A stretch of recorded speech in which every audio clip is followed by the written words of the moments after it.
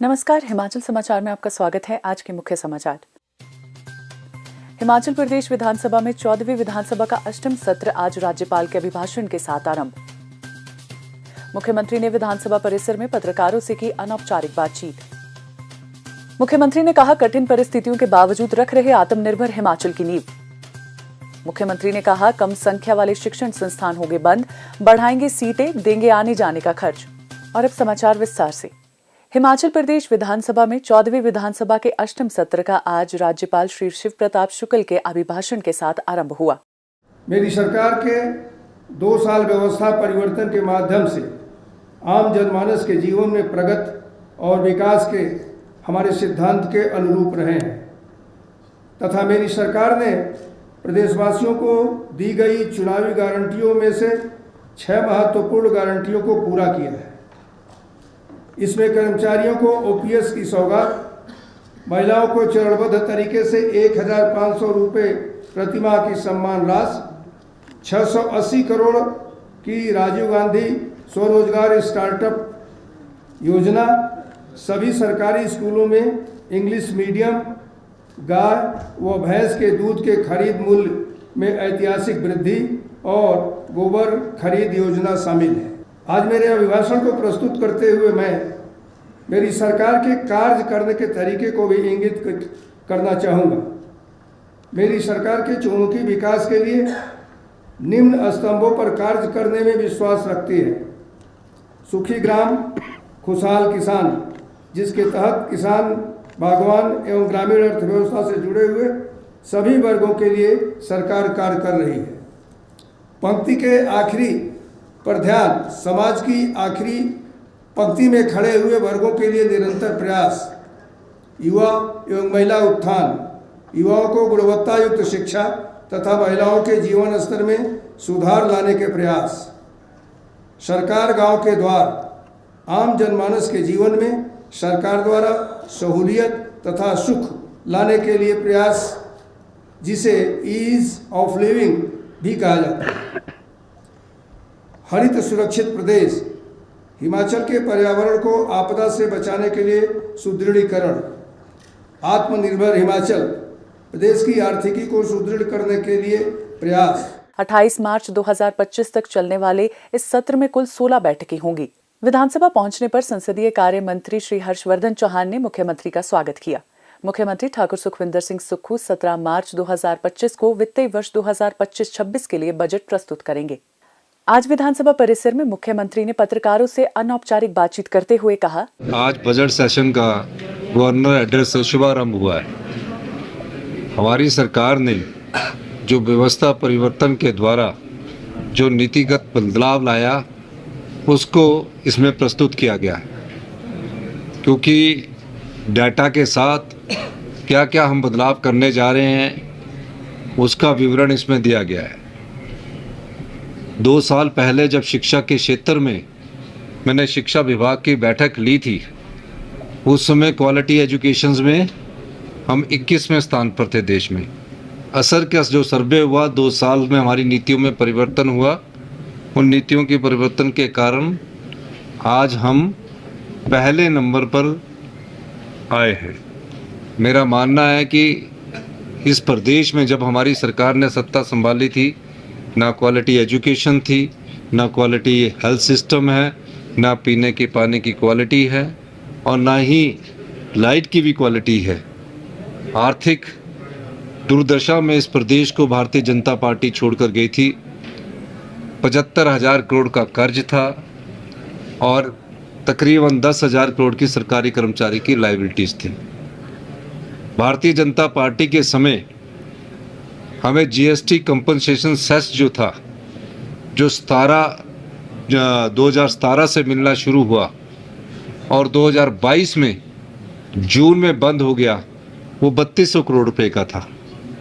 Bharatiya Janata party के समय जो राज्य को जो सेंट्रल स्टेट टैक्सेस के द्वारा रेवेन्यू डेफिसिट ग्रांट मिलती है, वो 2018-19 में जयराम जी के 20-21 में जयराम जी के समय में 10,000 करोड़ रुपया हुआ करती थी।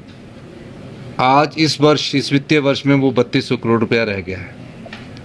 हमने सरकारी कर्मचारी और अधिकारियों को ओल्ड पेंशन स्कीम दी। भारतीय जनता पार्टी के द्वारा जो केंद्र की सरकार है, हमारी जो बोरिंग की लिमिट है उसमें 1600 करोड़ रुपए की कटौती कर दी गई। जब हमारे पास जीएसटी लागू नहीं था तो हमें बैट के रूम में और एक्साइज के रूम में तकरीबन हर साल 3800 करोड़ रुपया आता था। आज हमें इंडस्ट्री को, जो बद्दी की इंडस्ट्रीज है, जहाँ से हमें तकरीबन 3000 करोड़ रुपया आता था, आज वहाँ से हमें जीएसटी के रूप में सिर्फ 200 करोड़ रुपया या 250 करोड़ रुपया आ रहा है। अब वो जीएसटी कंपनसेशन सेस का 5 साल तो कंपनसेशन दे दिया, लेकिन जो आगे नुकसान है वो कैसे पूरा होगा? क्योंकि हम प्रोड्यूसर स्टेट है, हमारे कंज्यूमर कभी भी बढ़ नहीं सकते, हमारी जनसंख्या कभी बढ़ नहीं सकती। जीएसटी वहाँ लगता है जहाँ से कोई व्यक्ति कॉर्नफ्लेक्स खरीदता है, पॉपकॉर्न खरीदता है, वहाँ जीएसटी उसके, जहाँ से वो सामान खरीदता है वहाँ जीएसटी लग रहा है। ये मैंने छोटा सा उदाहरण दिया। अगर कोई पीने के पानी की बोतल हिमाचल में खरीदेगा तो उसको जीएसटी लगेगा। प्रोड्यूसर स्टेट हिमाचल प्रदेश है, हम कंज्यूमर स्टेट नहीं है, और हमारी जनसंख्या 75 लाख है, कभी भी जीएसटी हमारा बढ़ेगा नहीं। लेकिन प्रोड्यूसर स्टेट के साथ कंज्यूमर स्टेट यूपी है, वहाँ की जनसंख्या 22 करोड़ है, उसको उसका फायदा हुआ है। हमने सारी व्यवस्था को 2 साल में सुचारू किया और मुझे खुशी इस बात की है जो हमने नीतिगत परिवर्तन किए, कानूनों में बदलाव किया, और पहले दिन से मैं कह रहा था कि व्यवस्था परिवर्तन के माध्यम से हम आत्मनिर्भर बनेंगे और हम आत्मनिर्भर हिमाचल की ओर अग्रसर करने जा रहे हैं। हमारी जो जीडीपी है उसमें ग्रोथ हो रही है, अर्थव्यवस्था में ग्रोथ हो रही है। मुख्यमंत्री ठाकुर सुखविंदर सिंह सुक्खू ने आज राजीव गांधी राजकीय महाविद्यालय चौड़ा मैदान शिमला के वार्षिक समारोह की अध्यक्षता करते हुए कहा कि वर्तमान राज्य सरकार कठिन परिस्थितियों के बावजूद आत्मनिर्भर हिमाचल की नींव रख रही है। उन्होंने कहा कि राजनीतिक लाभ के लिए महज कुछ लोगों पर राज्य की संपदा लुटाना उचित नहीं है, बल्कि समाज के प्रत्येक वर्ग को उसका अधिकार मिलना चाहिए। उन्होंने कहा कि राज्य सरकार व्यवस्था में सुधार के लिए अनेक फैसले ले रही है और आने वाले समय में भी इसी दिशा में कदम उठाए जाएंगे।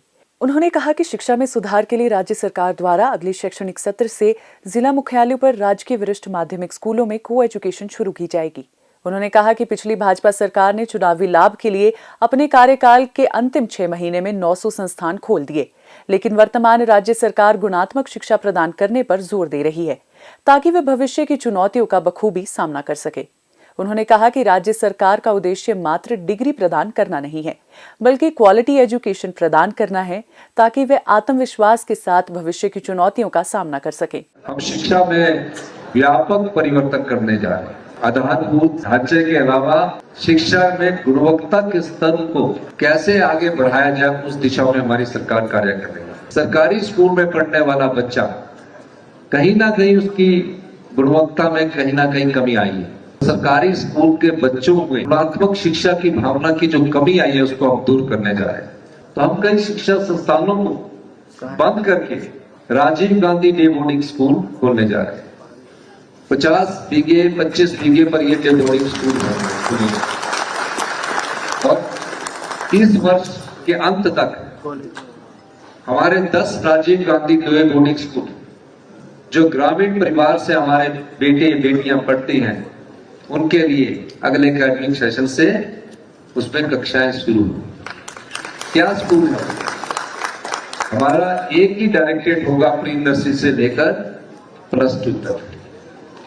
उसमें जहां पानी की सुविधा होगी, जहां पानी होता होगा, वहां हम बच्चों के लिए स्पोर्ट्स एक्टिविटीज के तौर पर स्विमिंग पूल भी बना रहे हैं, ग्राउंड बना रहे हैं, इतना बड़ा इंडोर स्टेडियम बना रहे हैं ताकि स्कूल के बच्चे जब कॉलेज में आए तो पहले ही सीख कर आए, उनमें आत्मविश्वास हो, वो किसी भी चुनौती का सामना करने के लिए पूरी तरह तैयार है। उन्होंने कहा कि जिन शिक्षण संस्थानों में विद्यार्थियों की संख्या कम है या जहां पर छात्रों को क्वालिटी एजुकेशन नहीं मिल पा रही है, उन्हें अगले शैक्षणिक सत्र से बंद कर दिया जाएगा और ऐसे शिक्षण संस्थानों के विद्यार्थियों के लिए निकट के अच्छे संस्थानों में सीटें बढ़ाई जाएंगी।